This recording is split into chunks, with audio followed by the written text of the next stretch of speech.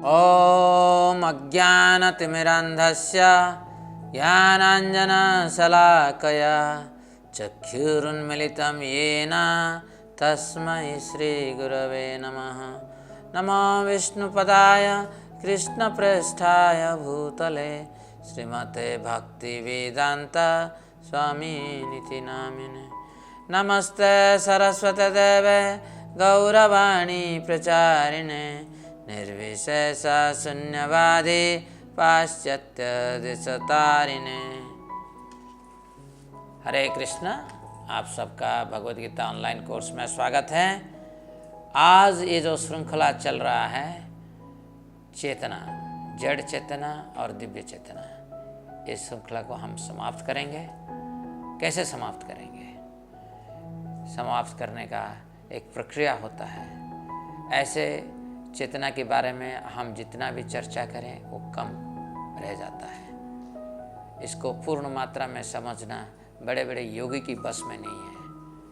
तो इसीलिए हम भगवद गीता का 13वां अध्याय से कुछ श्लोक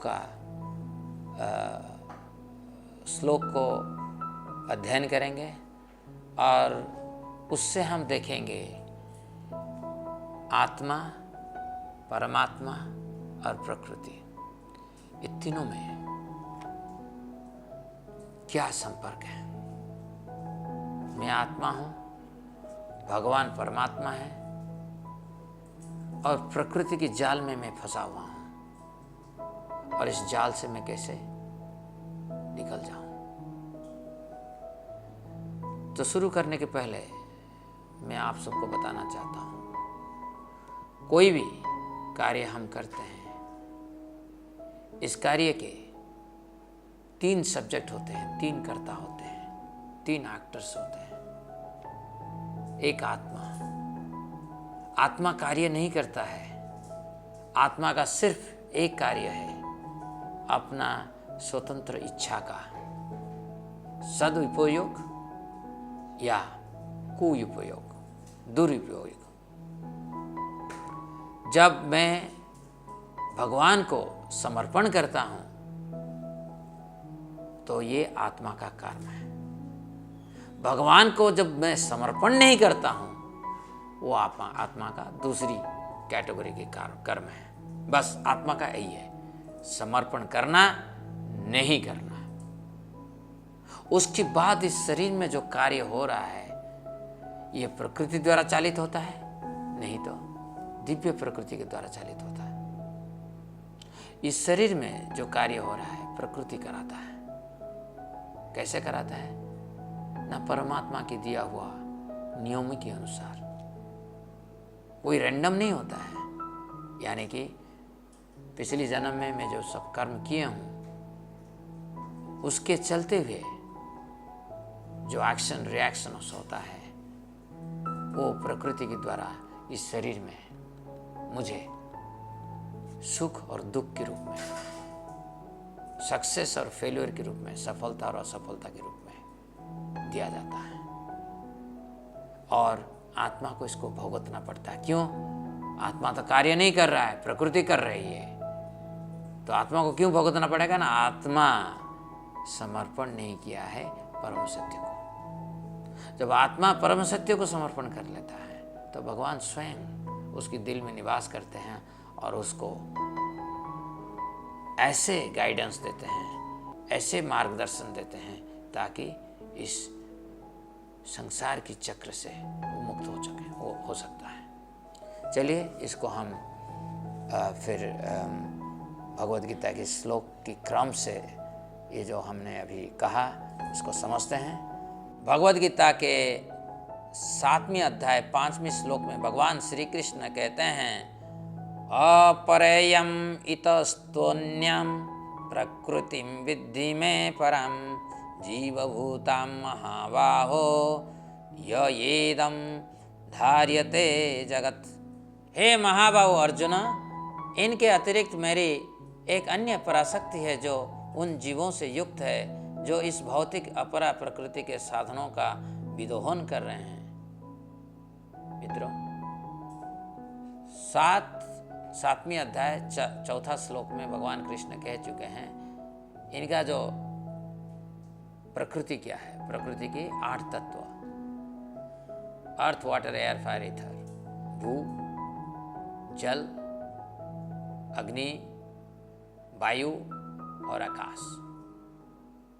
फिर इसका ऊपर 3 सूक्ष्म शरीर का तत्व है, मन, बुद्धि, अहंकार। ये है प्रकृति। प्रकृति के 8 तत्व है। और ये जो प्रकृति के 8 तत्व के ऊपर जो है और एक तत्व है जो कि जीव तत्व है, जो कि हम हैं, आप सब हैं। इसको कहते हैं आत्मा। तो आत्मा मैं नहीं बनाया हूं ना, आपने बनाया है। आत्मा शाश्वतमय रूप से इस दुनिया में है। ये भगवान की दिव्य कण है। वो आप है, मैं हूं। इस संपूर्ण भौतिक जगत में भगवान श्री कृष्ण की 2 शक्तियां हैं, एक परा और दूसरी अपरा शक्ति। परा का अर्थ है दिव्य, अपरा का अर्थ है भौतिक। सभी जीव पराशक्ति से संबंधित है तथा भौतिक प्रकृति अपराशक्ति के अंतर्गत आती है।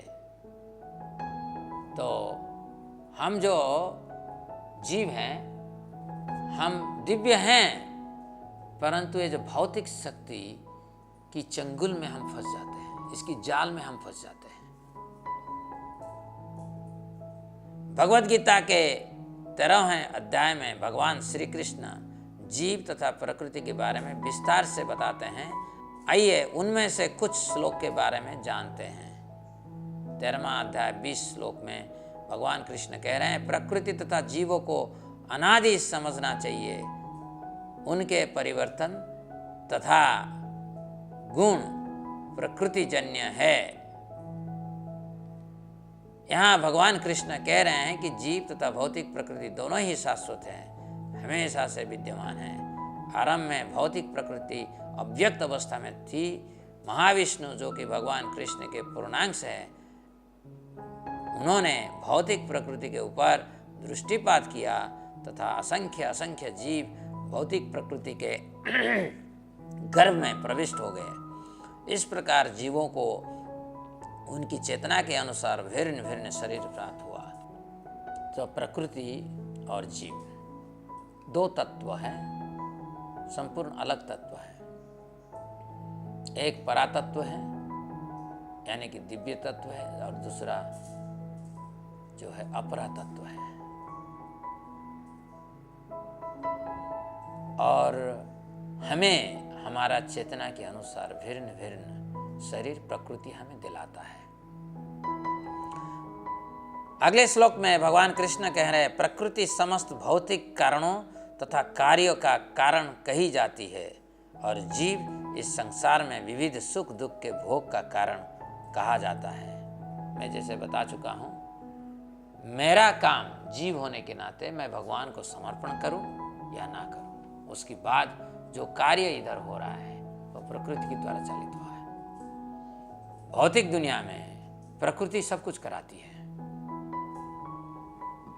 प्रकृति क्रियमाणानि गुणैः कर्माणि सर्वशः अहंकार विमूढ़ात्मा कर्ताम अहम इति मन्यते। मैं, ये शरीर का जो अहंग भाव है, शरीर का एक तत्व है फॉल्स ईगो, अहंकार। उसकी वजह से मैं सोचता हूं कि मैं कार्यशील हूं, परंतु मैं कार्यशील, आत्मा कार्यशील नहीं है। आत्मा का बस एक ही काम है, वो समर्पण करेगा भगवान को या नहीं करेगी। अगर नहीं करेगा तो प्रकृति स्वयं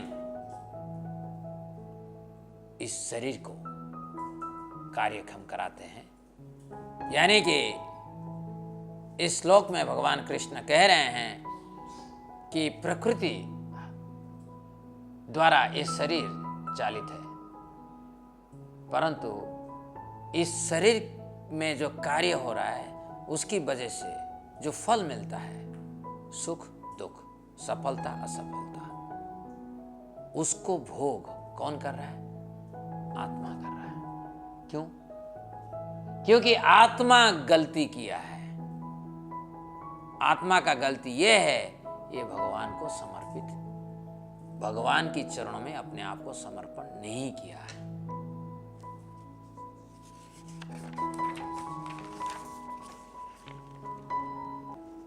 भौतिक प्रकृति जीवों को उनकी भौतिक इच्छानुसार 84 लाख प्रकार के शरीर प्रदान करती रहती है। जब जीव को किसी एक शरीर विशेष में डाला जाता है तो वह अपने पूर्व जन्मों के संचित कर्मों तथा इच्छाओं के अनुसार सुख दुख का भोग करता है। इस प्रकार वह अपने सुख तथा दुख का स्वयं उत्तरदायी होता है। उत्तरदायी क्यों है? ये नहीं कि मैं काम कराता हूं इस शरीर में, नहीं। अगर मैं बुद्धिमान हूं, ये मेरा आत्मा का गुण नहीं है। आत्मा का कौन सी आत्मा का कोई भी भौतिक गुण नहीं हो सकता है। ये शरीर बुद्धिमान हो सकता है, शरीर में बहुत सारे सक्षमता हो सकती है, जैसे कि कोई कलाकार होता है, कोई ड्रामाटिस्ट होता है, कोई संगीत विशारद होता है, कोई स्पोर्ट्स पर्सनालिटीज होता है। ये शारीरिक क्षमता है, इसमें आत्मा का कोई लेन देन नहीं है। ये प्रकृति द्वारा ये क्षमता इस शरीर को प्रदान किया गया है। जिस तरह आत्मा भगवान को समर्पित किया है और समर्पित नहीं किया है। अगले श्लोक में भगवान कृष्ण कह रहे हैं, इस प्रकार जीव प्रकृति के 3 गुणों को भोग करता हुआ प्रकृति में ही जीवन बिताता है। यह इस प्रकृति के साथ उसकी संगति के कारण है। इस तरह उसे उत्तम तथा अधम योनियां मिलती रहती है।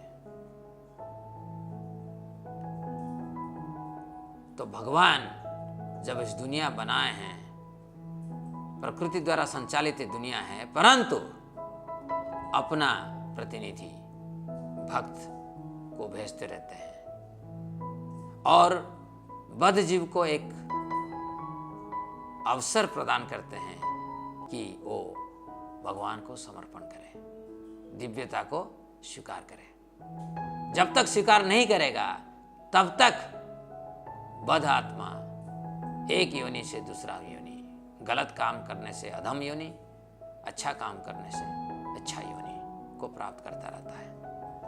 इस प्रकार अनादिकाल से जीव भौतिक प्रकृति के संसर्ग के कारण भिन्न भिन्न शरीर धारण करता रहता है ताकि वो अपनी असीमित भौतिक इंद्रिय तृप्ति की इच्छाओं को पूरा कर सके। अगली श्लोक में 23वां श्लोक में भगवान कृष्ण कह रहे हैं, तो भी इस शरीर में एक अन्य दिव्य भोक्ता है जो ईश्वर है, परम स्वामी है और साक्षी तथा अनुमति देने वाले के रूप में विद्यमान है और जो परमात्मा कहलाता है। भगवान कृष्ण जीव के हृदय में हमेशा निवास करते हैं, चाहे वह एक मनुष्य, कुत्ते या एक कीड़े का शरीर ही क्यों ना हो। इस प्रकार भगवान हमारे भूत, वर्तमान तथा भविष्य के बारे में जानते हैं। मुंडक तथा श्वेताश्वतर उपनिषद में आत्मा तथा परमात्मा की पेड़ के ऊपर बैठे 2 पक्षियों के साथ तुलना की गई है। एक पक्षी उस पेड़ के फलों का भोग कर रहा है तथा दूसरी पक्षी उसका साक्षी है। तो जो मैं शुरू किया था इस शीर्षक को आज ये कहते हुए कि 3 कर्ता है, आत्मा, परमात्मा और प्रकृति। आत्मा कर्ता होने के नाते इसका सिर्फ एक ही कार्य बनता है, वो भगवान को समर्पण करेगा या नहीं करेगा। क्योंकि आत्मा इतना क्षुद्र है, आत्मा का कुछ नहीं होता है। ये तो दिव्य कण है, इसका ना अपना कुछ दिव्य पोटेंशियल होता है, ना इसके पास कोई भौतिक ऐश्वर्य होता है, कुछ नहीं होता है। आत्मा बहुत छोटा सा कण है। तो ये बस समर्पण कर सकता है या समर्पण नहीं करेगा। बस यही स्वतंत्र इच्छा आत्मा को दिया गया है और कुछ नहीं है। परमात्मा इनके पास सब कुछ है। ये नियंत्रक है, परमेश्वर है, और ये आत्मा को कभी त्यागते नहीं है। आत्मा जहां जहां जाता है वहीं वहीं वो भी जाते हैं आत्मा के साथ में, और आत्मा के हृदय में निवास करते हैं। और प्रकृति, इनको जो शरीर दिया जाता है वो शरीर प्रकृति द्वारा संचालित है, और शरीर का जो फल है, सुख दुख, सफलता असफलता, इस सब को आत्मा को भोग करना पड़ता है, और परमात्मा सिर्फ साक्षी रहते हैं। आइए श्वेताश्वतर उपनिषद के इन श्लोकों के बारे में जानते हैं। द्वा सुपर्णा सयुजा सोखाया समानं वृक्षं परिशस्व जाते तयोरन्यः पिप्पलं स्वादु अति अनस्नन्न अन्यो अभिचाकसिति। सुंदर पंखों के दो पक्षी जिनकी मित्रता अखंडनीय है, एक ही पेड़ पर निवास करते हैं। उनमें से एक पेड़ के फलों का आस्वादन करता रहता है, जबकि अन्य बिना खाए दूसरे को देखता रहता है। समाने वृक्षे पुरुषो निमग्नो अनिशाय सचोति मुह्यमान जुष्टं यदा पश्यति अन्यम ईशम अस्य महिमानाम इति बीतशोकः। उसी पेड़ पर रहते हुए आत्मा बंध जाता है और दुख का अनुभव करता है। इस प्रकार अपनी दिव्य प्रकृति के विस्मरण के कारण वह भ्रमित हो जाता है। तब वह दूसरे पक्षी ईश्वर जो भक्तों द्वारा पूजित है कि और देखता है, और जब वह उनकी महानता समझ लेता है तब वह सभी दुखों से मुक्ति पा लेता है। यानी कि आत्मा को हर समय एक एक पोशाक मिलता रहता है। जब एक दिन वो अपना मित्र परमात्मा को पहचान लेता है, प्रकृति की तरफ निगाह नहीं रखकर परमात्मा को ध्यान करने लगता है, तब आत्मा का दुख का विनाश हो जाता है। तो अभी हम कह सकते हैं कि अगर प्रकृति हर कार्य को संचालित करता है तो हम फिर ये संसार चक्र से कैसे मुक्त हो जाए। 24वां श्लोक 13वां अध्याय में भगवान कृष्ण कह रहे हैं, जो व्यक्ति प्रकृति, जीव तथा प्रकृति के गुणों की अंतः क्रिया से संबंधित इस विचारधारा को समझ लेता है, उसे मुक्ति की प्राप्ति सुनिश्चित है। उसकी वर्तमान स्थिति चाहे जैसी हो, यहाँ पर उसका पुनर्जन्म नहीं होगा। तो भगवान कहते हैं कि जो आत्मा परमात्मा तथा भौतिक प्रकृति के इस विज्ञान को समझ लेता है, वह इस भौतिक जगत के परे हो जाता है। इस संसार की सभी अभिव्यक्तियों परम ईश्वर की देख रेख में होती है।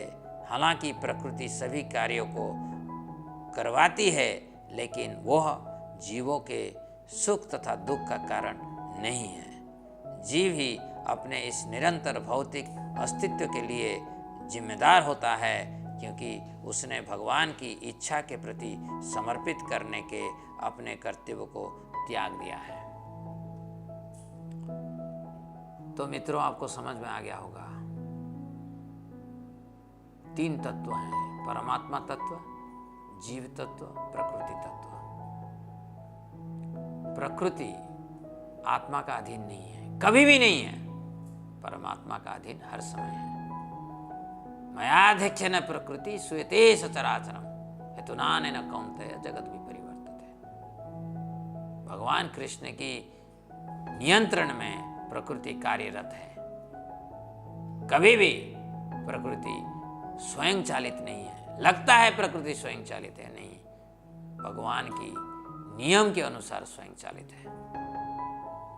और आत्मा जो है प्रकृति के ऊपर प्रभुता जताने के लिए कोशिश कर रहा है, मगर कभी सफल नहीं हो पा रहा है और सफल कभी भी नहीं होगा, क्योंकि प्रकृति आत्मा का इंस्ट्रूमेंट या निमित्त नहीं है। आत्मा हर समय निमित्त होता है।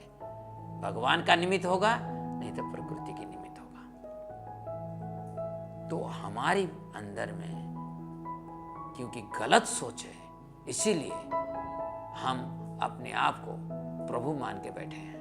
हम कभी प्रभु नहीं हैं, हम निमित्त हैं। आप चाहे भगवान के निमित्त बनो या प्रकृति के निमित्त बनो। अगर आपको ये दो ऑप्शन मिले, आप प्रकृति के निमित्त बने या भगवान के निमित्त बने, तो आप क्या स्वीकार करोगे? जरूर भगवान की निमित्त, क्योंकि अगर भगवान के मैं निमित्त बनता हूं तो मुझे मुक्ति मिलता है, मुझे दिव्यता को प्राप्त होती है। और जब प्रकृति के निमित्त बन जाता हूं, मेरा अपना दिव्यता को मैं खो बैठता हूं। तो इसलिए हमें हर समय भगवान के नाम लेते हुए हरे कृष्णा कृष्ण कृष्ण हरे हरे, हरे राम राम राम हरे हरे, भगवान को समर्पण करने का भाव को अपनाना चाहिए। हरे कृष्ण।